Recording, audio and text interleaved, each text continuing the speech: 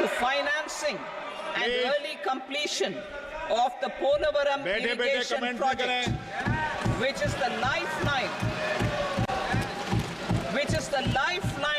for Andhra Pradesh and its farmers. This will facilitate our country's food security as well. Under the Act,